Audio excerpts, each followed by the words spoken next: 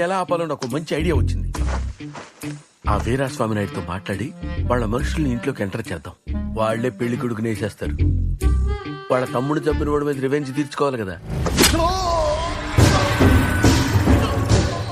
ఏంటి? పెళ్లి కొడుకుని వీరాస్వామి మనుషులు పొడి చేస్తారు. మరి దేవరాజు ఊరుకుంటాడా?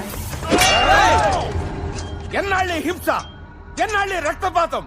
He who holds the sword, he'll bite the sword.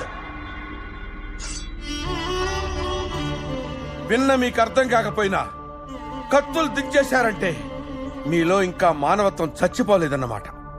21 ఊళ్ళున్న ఈ పంచాయతీలో 10 నువ్వుంచుకో, 10 నువ్వుంచుకో, మిగతా ఒక్కటి నాకు వదిలేయండి.